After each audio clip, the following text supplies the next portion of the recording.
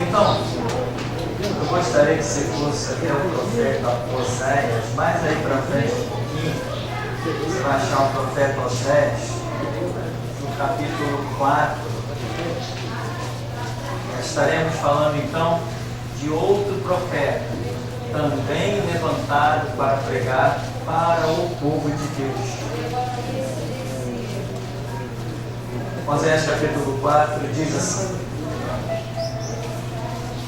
ouve a palavra do Senhor, vós filhos de Israel, porque o Senhor tem uma contenda com os habitantes da terra, porque nela não há verdade, nem amor, nem conhecimento de Deus, porque só prevalece a perjurar, mentir, matar, furtar e adulterar, e há arrombamentos e homicídios sobre homicídios.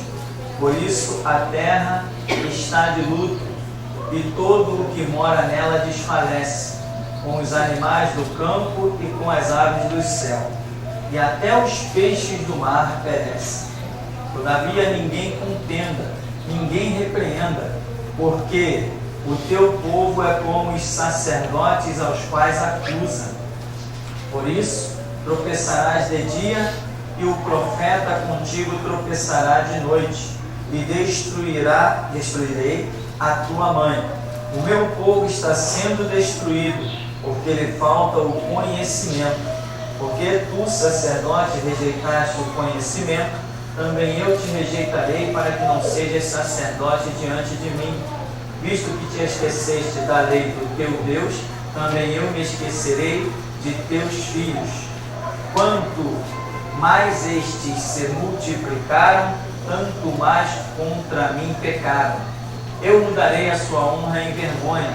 Alimentam-se do pecado do meu povo, e da maldade dele tem desejo ardente. Por isso, como é o povo, assim é o sacerdote. Castigá-lo-ei pelo seu procedimento, e lhe darei o pago das suas obras. Comerão, mas não se fartarão. Entregar-se-ão à sensualidade, mas não se multiplicarão, porque ao Senhor deixaram de adorar. Esta é uma palavra, mais uma vez, de um profeta para entregar ao organizado povo de Deus. Então, mais uma vez nós vemos um profeta levantado no meio do povo de Deus. Com que objetivo?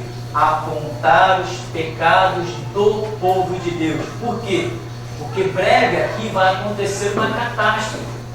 Então Deus está levantando profetas para fazer com que a nação se arrependa e esta catástrofe não aconteça.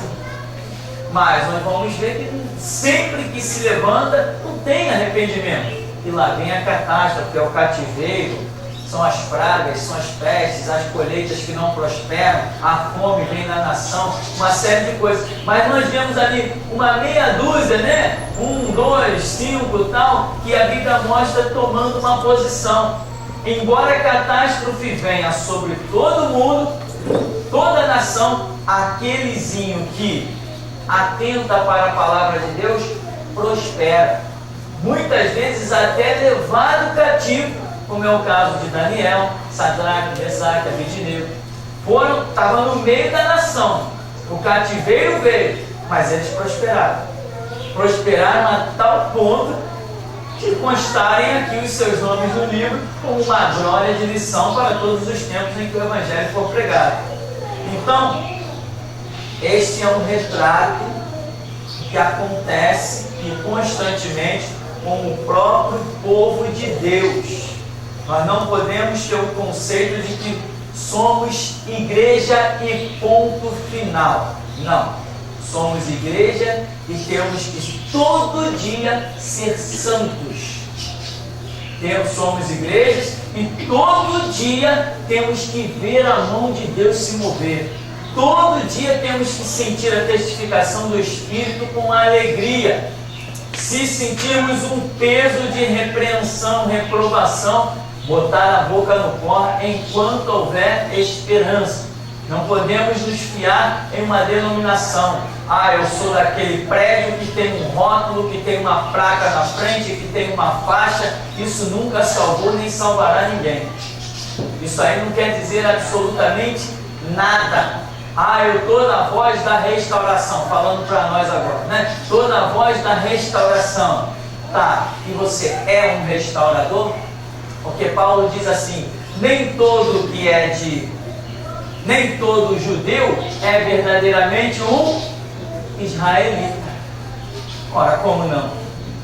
Porque Paulo está dizendo, não é por uma questão de nacionalidade, mas é por uma questão de espiritualidade. Ou seja, Deus não vem buscar a nação, Deus vem buscar os espirituais da nação. A prova é que quando o povo se desviava, Deus vinha e deixava todo mundo ser massacrado. Por exemplo, no tempo de Jeremias, que é um brilhante cenário, a nação pereceu absurdamente. Mas em Jeremias? Jeremias foi honrado. Nós vimos Jeremias, que é aquele camarada, e mais dois, um que ajudou ele, que era eunuco, e o outro que escrevia Baraque, que escrevia as coisas que Jeremias ditava, que era um escriba do templo. Esses três homens, nós vemos eles ficarem tranquilos, numa boa, e o resto da nação ser trucidada. O resto da nação, nós vemos pessoas cozinhando o próprio filho para comer. Não tem como imaginar uma coisa dessa. Não tem como imaginar um cenário desse. Então, Deus tem seus planos e nós temos que todo dia estarmos enquadrados neles. Hoje o projeto de Deus é restauração, mas muita gente não entendeu isso, não vai entender porque não está acostumado a dobrar os joelhos. São vaquinha de presépio, levado por campanha de igreja, levado por liderança de igreja. É gente que não aprendeu a abrir a Bíblia para ler, é gente que não aprendeu a dobrar os joelhos para orar, é gente que não aprendeu a dar tempo diante de Deus. São as vaquinhas de presépio, né? Qualquer coisa que sai do púlpito eles estão engolindo. Uma vez nós fizemos um culto aqui na igreja e Deus revelou, tinha uma irmã, Deus revelou que estava arrancando espinhos da mente dela, e Deus dizia assim: esses espinhos foram colocados na sua mente por palavras que saíram do púlpito. Ela era membro da Igreja Internacional da Graça de Deus. Então Deus estava libertando ela daquelas palavras, né? Infelizmente, todos têm sua chance, mas nem todos se firmam. Mas Deus opera, a misericórdia dele sempre está presente. Então, irmão, os profetas são levantados para apontar o pecado do povo de Deus. Os profetas são levantados para dizer: vocês são povo de Deus, mas não vão morar com ele. O caminho que vocês estão aí, Deus separou vocês, Deus preservou, Deus curou, Deus sustentou, Deus colocou vocês nas melhores terras. E sabe para onde vocês estão indo? Para o inferno. Que coisa horripilante. Tem gente que bate no peito e diz assim: não, eu sou crente. Tá, um crente é caminho do inferno. Tem que entender, tem que aceitar a ideia. Assim como todo dia milhões de judeus já baixaram ao inferno e lá estão, assim também milhões de cristãos já estão no inferno e outros milhões irão. Tem que ter maturidade. Nós só seremos salvos quando estivermos diante dos portais celestiais e ouvirmos: vinde bendito de meu Pai. Enquanto você não ouviu isso, meu irmão, deixa o couro na estrada, porque nada está garantido. Agora, tem gente que está se escondendo dentro de conceito denominacional. Não, eu sou crente. Aqui minha Bíblia, ó. Aqui a minha Bíblia está toda marcada. Aqui, ó. Está vendo, ó? De caneta verde. Olha a minha Bíblia como está toda marcada. Até a do diabo estava marcada. Ele usou a palavra certinha com Jesus. Está escrito: aos teus anjos darão ordem a teu respeito. Não está escrito? Então lança-te daqui abaixo. A Bíblia do diabo também estava marcada. Ninguém entra no céu porque marcou um texto bíblico ou outro. Não, Jesus falou: aquele que beber da água que eu lhe der, rios de águas vivas fluirão do seu interior. É beber da água que Jesus dá. Não é de conceito denominacional. não é de doutrina de igreja, é a água que Jesus dá. Você tem que dobrar os joelhos e perguntar: Deus, qual o teu projeto para a minha vida hoje? É assim que funciona. Não é viver conceitos denominacionais, conceitos de igreja. Isso nunca salvou, isso nunca prestou para nada. Jesus tem deixado a Bíblia para nós, e hoje as pessoas estão que nem os batistas, jogando a Bíblia no lixo e seguindo o estatuto da igreja. Estatuto da igreja que tem que ir para o lixo. A regra para a igreja é isso aqui, Bíblia. Então, quando Deus levanta: meu irmão, como é que está? Não, estou bem na minha igreja, eu fui até promovido a diaconisa, né? Fui promovida a presbítera, fui promovida a pastora, e os homens estão promovendo os cegos, e os cegos estão pensando que são alguma coisa. Homem não faz, homem não consagra homem. Homem não pode dar a outro homem posição espiritual. O Senhor da Seara, Jesus, ele falou: rogai ao Senhor da Seara que envie trabalhadores para a sua seara. Mas ele não autorizou homem nenhum a enviar obreiros para a sua seara. Ele disse: rogai para que Deus envie. Não me autorizou a enviar. Portanto, quando alguém diz para mim assim: eu fui consagrado, eu digo, pelo diabo? Eu fui consagrado a pastor. Por Satanás? Só se for. Esse negócio de homem, joga azeite na cabeça do palhaço, suja a roupa dele toda. Azeite tem que ser usado na salada, meu irmão, não é no cabelo de ninguém, não. Então, essas besteiras todas existem por aí. Por quê? Porque a igreja está cega. E o infeliz vai lá: vou fazer um seminário porque eu vou ser pastor. Ah, é? Eu sei que quando alguém faz uma faculdade de medicina, vira médico. Uma faculdade de matemática, pode até virar um professor de matemática. Agora, faculdade de teologia, transformar alguém em pastor, só se for pastor do diabo. Estudo da Bíblia não transforma ninguém em pastor. O que transforma é o chamado de Deus. Pode conhecer a Bíblia de capa a capa. Se Deus não chamou, não chamou e não é. Ninguém é porque eu tenho conhecimento, ou seja, ela for. É porque Deus chamou. E se Deus não chamou, não é. Mas por aí, né, nas denominações, eu fiz seminário, vou ser consagrado. Só se for pelo diabo. Porque homens não consagram homens. A igreja de Jesus Cristo não tem autoridade para consagrar obreiros para a obra. Não temos o sacerdócio de Jesus Cristo legado a nós, seres humanos, não nos dá a autoridade de consagrar outro homem para a obra, né? A exemplo disso tem a minha vida. Jesus se manifestou e disse: vai lá, rua tal, endereço tal, e funda a minha igreja. Não fui consagrado por ministério nenhum, revolucionei a história, e hoje todos os pastores, mesmo que não se curvem a voz da restauração, têm que admitir que eu sou terrível, eu sou pior do que eles, eu sou muito melhor, eu encaro tudo e todos, mas ninguém derramou óleo na minha cabeça. Eles receberam banho de óleo, de azeite, mas eles não têm a disposição que eu tenho. Quando me encontram pelas ruas, eu tenho muita coragem, cuidado, falando que eu só preciso de um cuidado, é de não transgredir a ordem do meu Senhor. O resto eu passo por cima de tudo. Então, meu irmão, este é o cenário. Você é chamado hoje para isso, para apontar. Ezequiel aponta lá na cara de Jerusalém os pecados dele, fala dos pecados dele. Aí vem aquelas filosofias baratas. Não, irmão, quando você aponta com o dedo, tem 3 dedos voltados para você. Não me interessa que tenham 3 ou 20 dedos voltados para mim. Interessa que se Deus mandou botar esse na cara de alguém, eu vou botar no ponto final.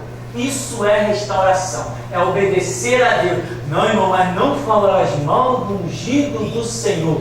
Tá, se Deus mandou falar, eu falo. E cá entre nós, eu sei quando Ele fala.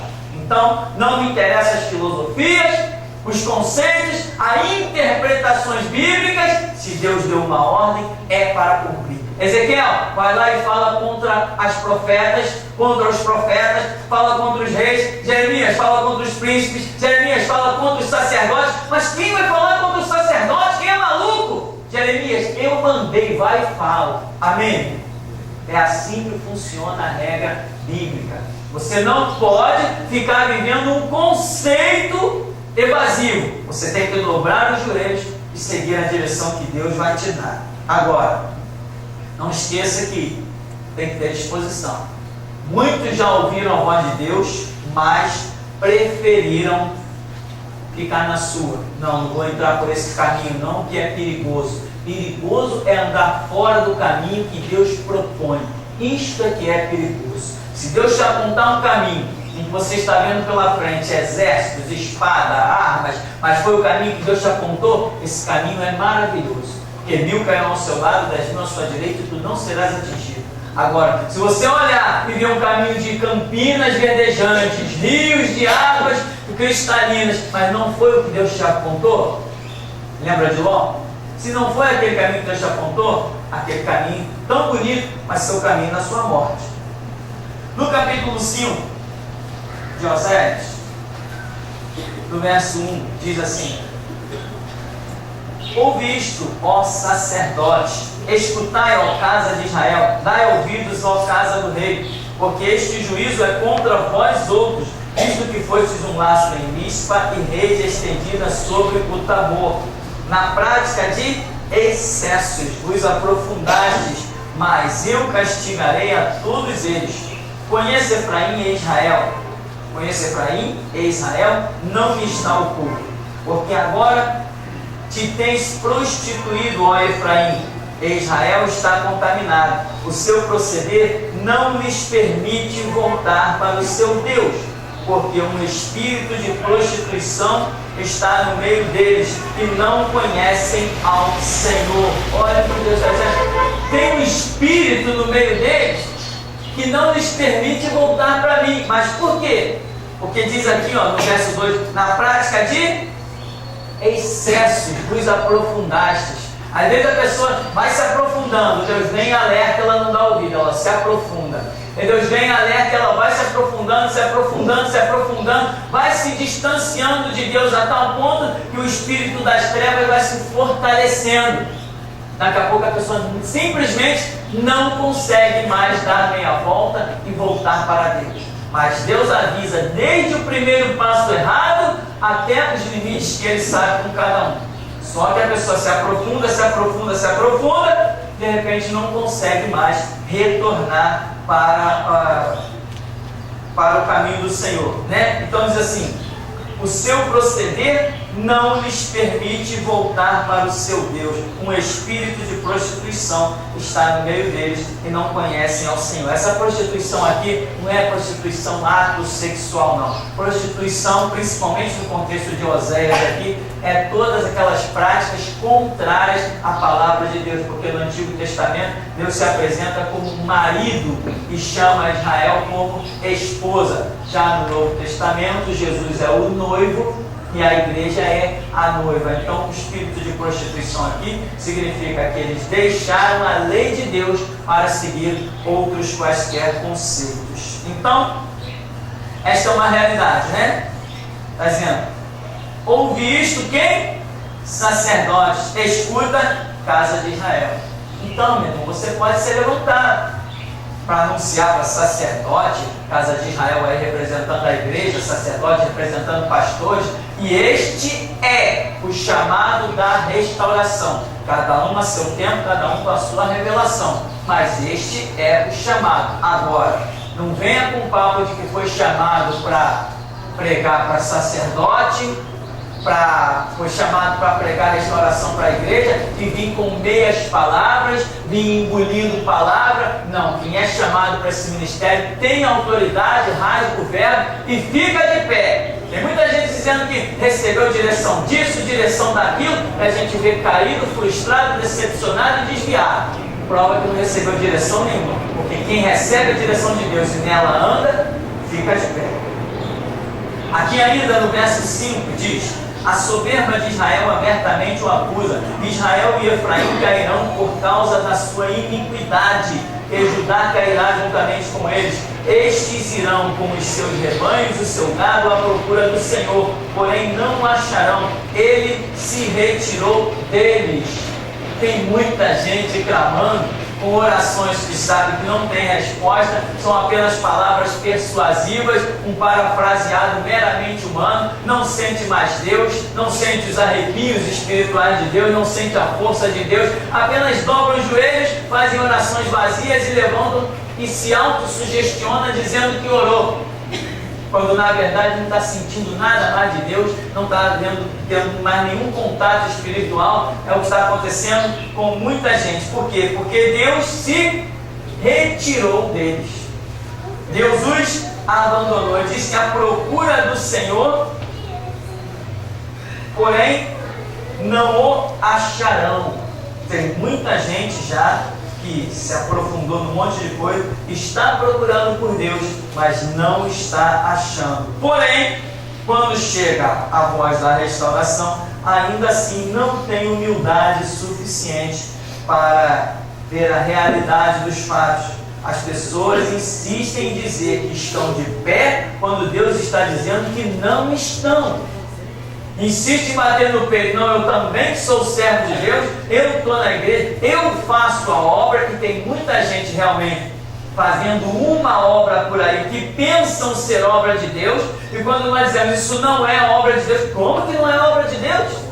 Eu estou indo pegar as pessoas na rua para levar para a igreja, como que isso não é uma obra de Deus? Pois eu digo, não é obra de Deus. A obra hoje não é pegar a pessoa ímpia e trazer para dentro da igreja. Essa não é mais a obra de Deus nessa última dispensação da era da igreja, que será fechada neste século 21. A igreja de Jesus Cristo sai da terra no século 21. E quando eu digo que a igreja sairá da terra no século 21, eu não estou falando de denominação, eu estou falando de um mover do Espírito Santo chamado restauração. Aqueles que estiverem vivendo este mover, esses serão arrebatados. O resto fica para padecer aquilo que olhos não viram nem ouvidos ouviram. Nós tínhamos ainda algo a seguir, mas eu quero terminar indo à frente aí contigo no profeta Amós, para nós concluirmos esta etapa de seminário e vermos a direção que Deus nos dará para as próximas semanas.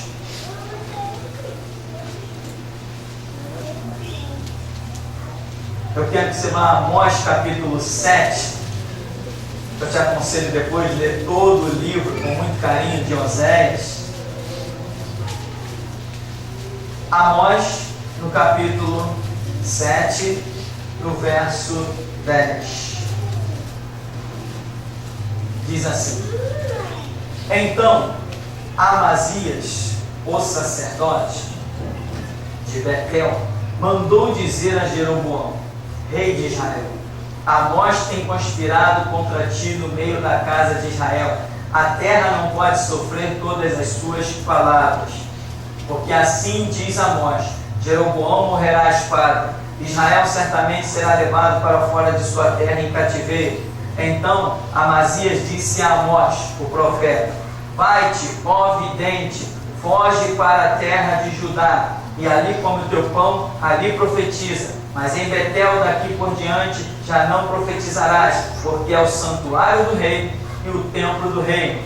Respondeu Amós e disse a Amazias: eu não sou profeta, nem discípulo de profeta, mas boiadeiro e colhedor de sicômoros.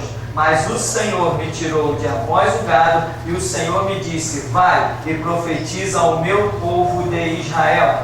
Ora, pois, ouve a palavra do Senhor. Tu dizes: não profetizarás contra Israel, nem falarás contra a casa de Isaac. Portanto, assim diz o Senhor: tua mulher se prostituirá na cidade, e teus filhos e tuas filhas cairão à espada, e a tua terra será repartida a cordel, e tu morrerás na terra imunda, e Israel certamente será levado cativo para fora de sua terra. Mais um profeta que entra no cenário aqui, praticamente contemporâneo de Oséias e de outros, para falar à nação de Israel: vocês estão fora, estão cortados, né? E aí vem alguém, a liderança, e diz assim: não vem profetizar aqui não. Isso aqui é a casa do rei, aqui está o santuário, vai profetizar lá para as tuas terras. Ele está dizendo assim: olha, eu não sou filho de profeta, nem profeta eu não sou. Mas, em outras palavras, o insatisfeito com o lixo espiritual que vocês têm jogado no meio do povo sou eu. Então foi a mim que Deus achou. Amém? Você não tem que ter histórico de nada. Você é levantado lá do meio do gado. Você é levantado do banco da igreja. Ninguém consagrou Amós. O pai dele não era profeta, a linhagem dele não era sacerdotal, e no entanto Amós está insatisfeito com o cenário podre espiritual que ele está vendo no meio da sua nação. Mas o que ele pode fazer? Nada. Ele continua cuidando do seu gado, dos seus sicômoros. De repente vem a ele a palavra do Senhor e diz assim: larga esse gado aí, vai lá para a cidade e profetiza. Aí vem alguém e diz assim: não, a gente cala esse camarada aí. Mas antes ele diz assim: a terra não pode sofrer as palavras de Amós. Toda a terra está transtornada com a palavra de um único homem. O que ele está dizendo? Que o rei vai ser levado cativo, vai cair a espada, que a sua mulher vai ser levada, as filhas, tudo. Não, vamos calar esse homem. Vai profetizar lá para as tuas terras. Como é que é? Está dizendo para mim não profetizar? Isto é a autoridade de quem realmente é chamado por Deus. Não, ninguém o cala. Ninguém fecha sua boca. Ele vence as armas dos reis, a maldição dos sacerdotes, os grilhões do Estado, das organizações. Quem é chamado por Deus não é derrotado com absolutamente nada. Não se cala, não se intimida. A autoridade para quem é chamado por Deus é Jesus Cristo. Quem não é chamado por Deus se cala diante de um delegado macumbeiro, se cala diante de um policial armado, se cala diante da civil, se cala diante do exército, da marinha, da aeronáutica. Quem não é chamado por Deus, mas quem é chamado só se cala diante de Jesus Cristo. A voz diz: tu está dizendo o quê? Para mim não profetizar? O que me mandou é muito maior que você. Tu está dizendo não profetiza? Fique sabendo, tu vai ser levado cativo, tua mulher vai se prostituir, e toda essa nação profana aí vai ser levada cativa também. Não demorou muito, não demorou muito. Vem a avalanche e Deus permite os inimigos pisarem o solo de Israel e arrasar com tudo. Mas Amós foi chamado? Foi. O que ele encontra pela frente? Os sacerdotes, os príncipes, os reis e o povo dizendo: vai profetizar lá nas tuas terras, sai daqui, ninguém te quer aqui não. Nós já passamos, o ministério já passou pelo Nordeste. E lá no Nordeste já teve gente que disse assim: não, nós não queremos esse negócio aqui não, aqui nós já temos a nossa doutrina. Não demorou muito poucos dias, Deus levantou pessoas para ir para o Nordeste e distribuíram uma centena de CDs e DVDs. Ninguém nos cala, ninguém nos intimida. A minha caminhada é me preparando para morrer por Jesus Cristo. Portanto, eu não enxergo barreiras. O mais precioso que eu tenho é a minha vida, e isso eu já estou disposto a perder por amor a Jesus Cristo. Então ninguém pode me parar. Ninguém vai fazer me calar. Se está de arma na cintura, se está rodeado de capanga, ninguém me cala. Quem tem chamado só fecha os lábios quando Jesus diz assim: fecha. Se Jesus não disser fecha, ao invés de dizer abre a tua boca e eu cá encherei, assim, meu irmão, a coisa acontece. Então, meu irmão, nós viemos aqui, estamos encerrando esse seminário com Atos dos Profetas. Não é só isso. É que eu não vou ficar lendo todas as passagens, que são tantas e muitas delas semelhantes, vai ficar uma repetição. Isso é para você entender que Deus chama pessoas para apontar na cara o pecado do povo de Deus, apontar para lideranças, reis, príncipes, sacerdotes, profetas que não são profetas, são falsos profetas, aonde? No meio do povo de Deus. No meio do povo de Deus está cheio de falso profeta. desde as profecias mais simples. Ó, irmão, estou vendo que Deus vai te levar para o ministério de louvor. Irmão, estou vendo que Deus vai te fazer atravessar as fronteiras. Depois, essas besteirinhas, até as coisas mais complexas. Ó, irmão, estou vendo que você tem um chamado pastoral. Irmão, chamado pastoral é a coisa mais rara que existe sobre a face do planeta Terra. O chamado pastoral é a coisa mais rara que existe sobre o planeta Terra. Chegar atrás de um púlpito colocado por Jesus Cristo só se tiver uma história para contar de que o couro ficou na estrada. Se não tiver essa história, não tem chamado nenhum. Então, meu irmão, isto é o que nós queremos mostrar. Isso foi, esses atos dos profetas, foi a tentativa de Deus de restaurar a nação de Israel. Adiantou? Não. Israel prevaricou, mesmo que Deus mandasse profeta de madrugada, ao meio-dia, antes do café, depois do almoço, não interessava. Israel simplesmente prevaricou, não levou o seu projeto adiante.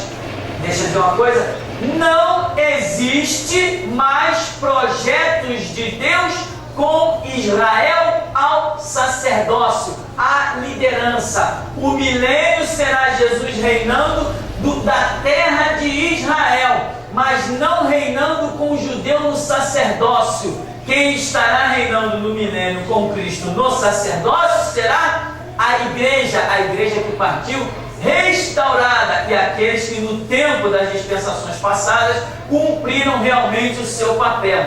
Mas com Israel, Israel será reerguido como nação, não como sacerdócio. Quem reinará no milênio somos nós.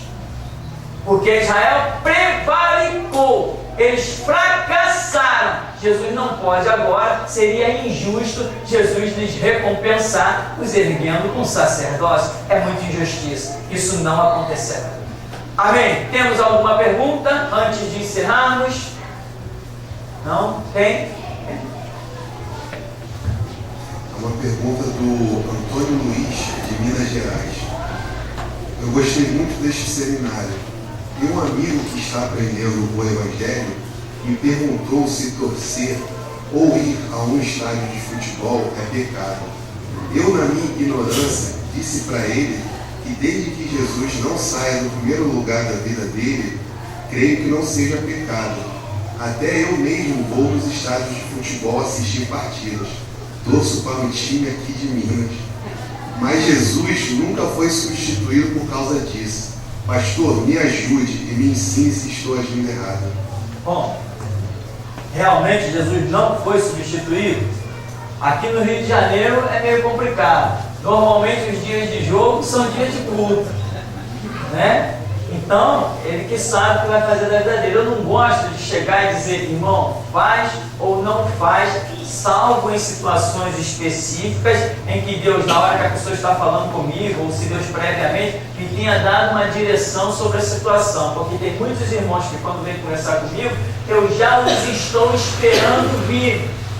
Porque Deus já falou comigo. Então, quando o irmão chega para conversar comigo, eu já sei que vou dizer para ele que Deus já tinha falado comigo uma semana antes, 10 dias antes. Eu estou só esperando a hora que ele vem. Se não vier, Deus tem seus planos. Deus mostrou, tinha proposta, a pessoa não veio, não sei.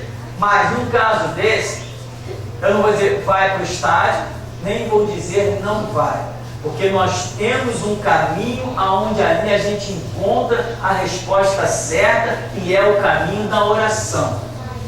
Esse caminho é que eu gosto que as pessoas descubram ele, essa voz, porque senão a pessoa não cresce espiritualmente, vai viver a minha opinião. Não, o pastor disse para não ir no estádio. Não, o pastor disse que pode ir. Isso não interessa.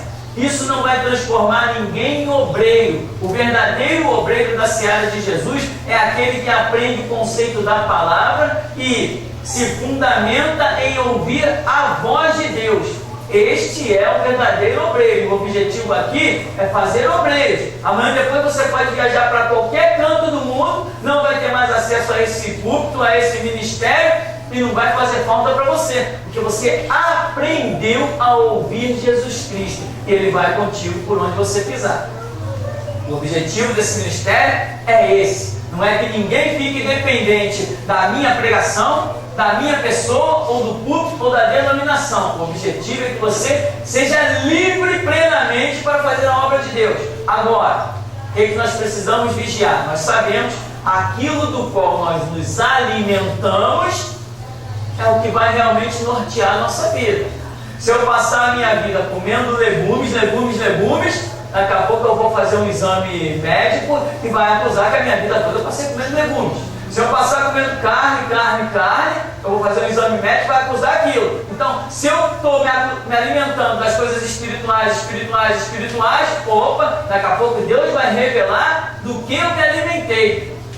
E se eu estou me alimentando de coisas naturais, daqui a pouco todo mundo vai ver que a minha vida não foi para frente e que eu me alimentei de coisas naturais.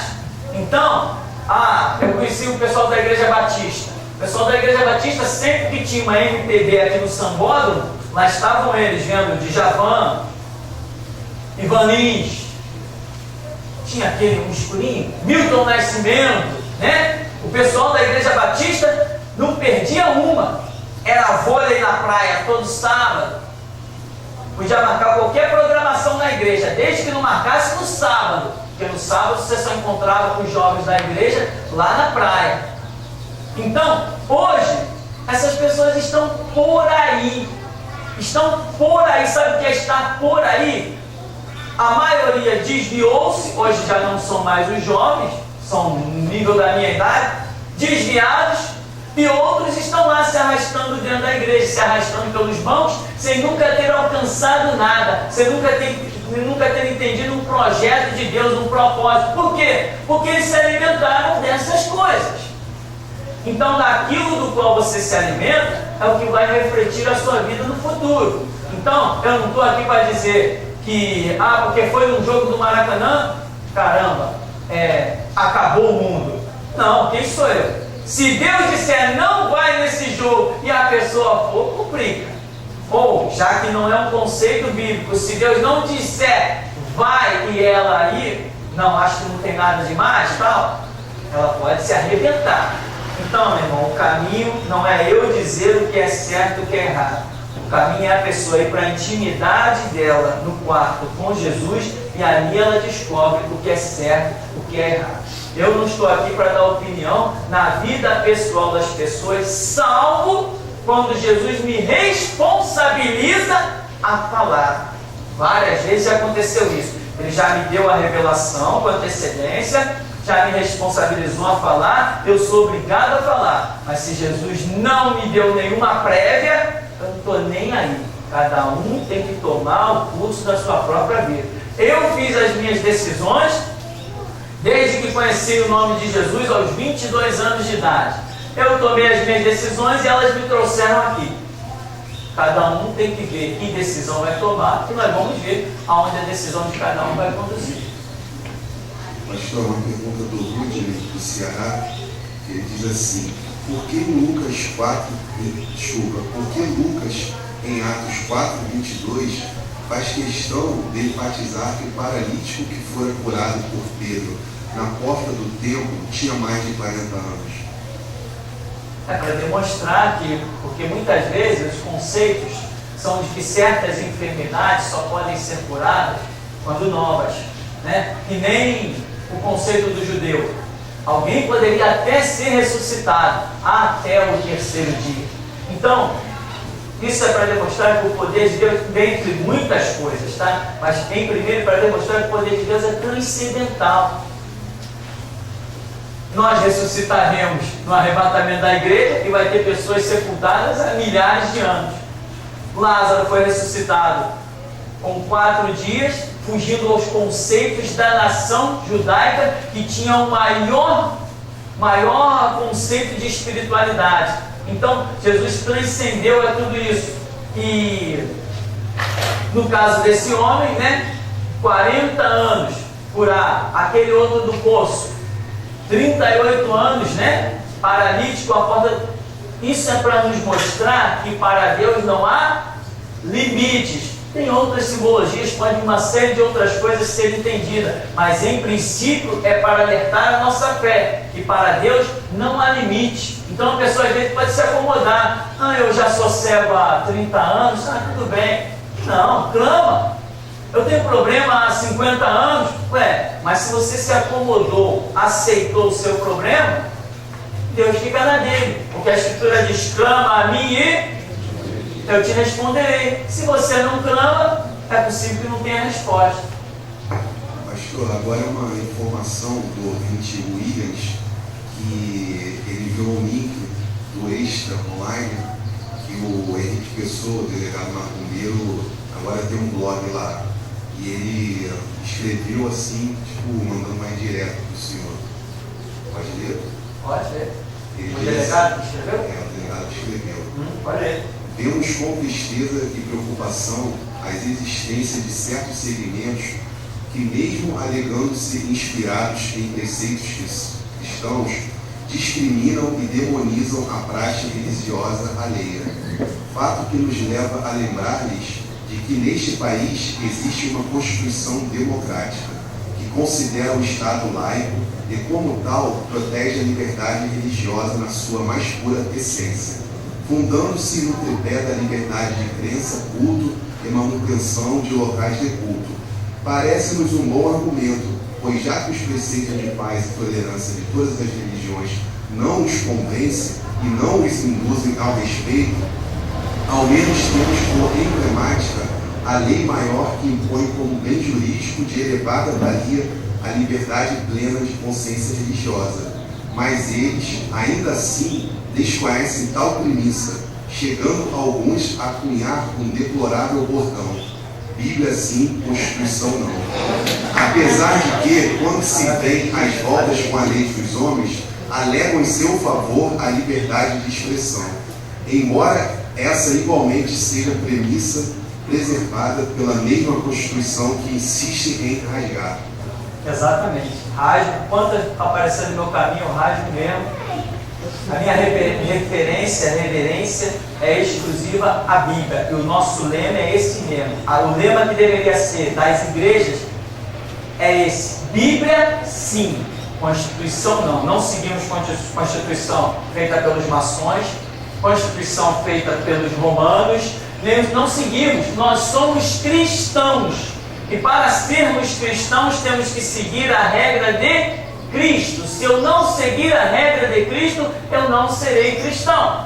Entendeu? Agora, se eu posso usar a arma dos inimigos contra eles, uso mesmo. Só para que eles fiquem envergonhados, né? Se eu puder usar, eu uso mesmo. Não que eu precise dela, mas tudo depende de uma direção que o meu Deus me dá. Então, o nosso lema é esse mesmo: Bíblia sim, Constituição não. E quem quiser pode ver o meu testemunho do tempo que eu fui macumbeiro espírita, onde eu falo dos demônios que eu invocava e servia e levava oferendas, do grande caos que eu vivia dentro de casa por servir a Satanás. Que Satanás? O Satanás da Umbanda, da Quimbanda, da magia negra, o Satanás do espiritismo de mesa branca, do kardecismo. Nesse lixo todo satânico eu sempre andei. Tomara que o delegado esteja ouvindo, né? Se ele quiser ouvir ao vivo, é só me ligar para o 25 16 0427. Eu vou lá dentro da delegacia dele na 6ª DP e digo na cara dele que ele anda com o diabo, e eu quero ver ele, com a Constituição dele, me calar. Eu desafio, né? Ele tem arma, e eu, o que eu tenho? Eu tenho Deus. E nós não faremos menção de carros nem de cavalos, mas do nome do Senhor. Ele pode mandar o recado que ele bem quiser, mas o que está lá na internet, lá vai ficar até o fim. E se porventura conseguirem arrancar de lá por decreto, sei lá de quê, não tem problema, a gente faz tudo de novo e espalha novamente nos 500 canais do YouTube, nos 500 canais do vídeo YouTube. É para ficar. A guerra está decretada e o nosso objetivo é denunciar as obras do diabo. Que obras são essas? Os terreiros de macumba onde eu andei, que continuam por aí de portas abertas. Doa em quem doer. Ele pode jogar a piada que ele quiser, pode botar o recado que ele quiser, pode usar o slogan da nossa igreja, automaticamente está falando conosco. Isso é prova de que ele viu que não deveria ter mexido em casa de marimbondo, que eu falei na cara dele. Te enxerga, moleque. Tu está achando que prendeu um molequezinho do morro com maconha e cocaína? Toma vergonha, eu disse isso na cara dele, dentro da delegacia dele, mostrando que ele não tem nenhuma autoridade sobre mim. Eu sou sacerdote do Deus Altíssimo. Então, está dado o recado, é bom que ele ouça, é bom que ele veja mesmo, e ele ainda não sabe o que vem pela frente, né? É uma pergunta do Rodrigues, do Ceará. Me desculpe a ignorância, mas é pecado fazer exercícios físicos em casa? Não, não é pecado, né? Paulo diz, o exercício físico para pouco aproveita. Não, talvez seja mais aproveitável do que o que Paulo disse, né? Eu aconselho a todos fazerem exercício, zelar pelo seu peso, porque isso é uma questão muito saudável, né? Então, separa o seu tempo de Bíblia, separa o seu tempo para ginástica também. Mais perguntas? Tem muitas? Mais uma? É uma pergunta do Lindolfo. Pastor, tive sonhos com 5 lideranças: R.R. Soares, Theo Osborne, Benihim, Marcos Feliciano e Bispo Macedo, caídos da restauração, a qual o Senhor interpretou. Seria isso também uma forma do Espírito Santo ao seu povo, ou um chamado? Entendi muito bem a indagação dele. Bom, o fato é o seguinte, o sonho, ele até me mandou esse sonho, né? Mostrava claramente que essas lideranças, grandes lideranças, estavam fracassadas, né? Por negarem a restauração, por não aceitarem. É o que mostrou. Então eu creio que o sonho foi até bem pessoal para ele, para mostrar que realmente existe um conceito hoje implantado pelo Espírito Santo, que é a restauração, e quem está fora do mover de Deus. Eu acho que esse sonho foi bem pessoal para ele até mandou, né? Ele tem os detalhes do sonho que eu li, e até passei para alguns irmãos observarem como é que Deus fala de várias maneiras. Que às vezes a pessoa pode estar com alguma dúvida, não está entendendo alguma coisa. Se dobrar os joelhos, se orar, Deus vem e mostra. Se a pessoa não, eu penso assim, eu penso assado, aí meu irmão vai viver na ignorância. Mas se realmente dobrar os joelhos, Deus vai falar. Eu creio que Deus falou no pessoal com ele.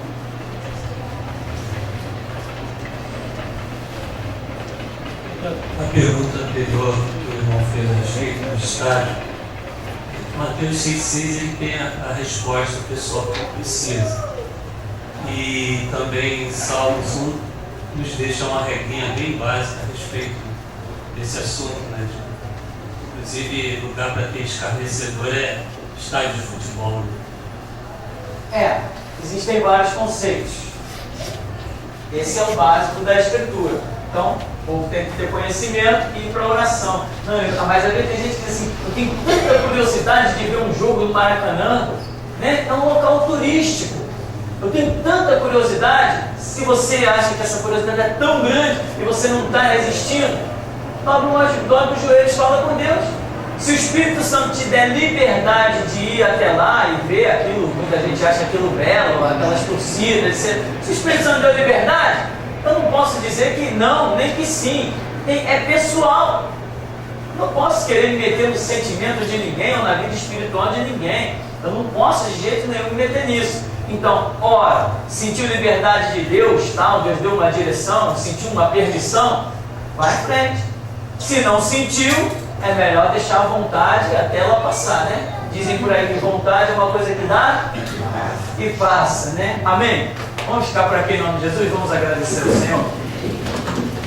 Deus vivo e poderoso, nós te glorificamos, Senhor, te rendemos graças, te pedimos força e porção dobrada para levarmos adiante, sem prevaricar, aquilo que o Senhor nos tem dado a proclamar neste século 21.